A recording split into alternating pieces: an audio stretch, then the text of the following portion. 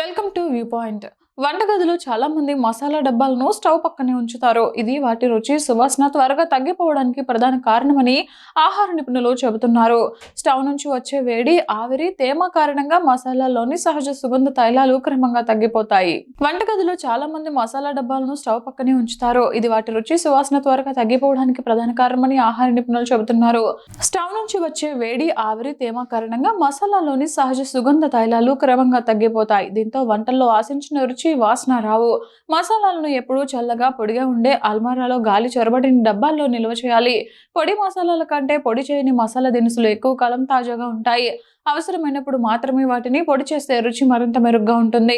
మసాలా పౌడర్లను పెద్ద మొత్తంలో కొనుగోలు చేయకుండా కొద్ది కొద్దిగా తీసుకుంటే మేలు. వంట రుచిని పెంచాలంటే ఖరీదైన పదార్థాలు కొనాల్సిన అవసరం లేదు. ఇంట్లో ఉన్న మసాలాలను సరైన విధంగా నిల్వ చేస్తే చాలు. ప్రతి వంటకంలోని సహజమైన రుచి, సువాసనను ఆస్వాదించవచ్చు.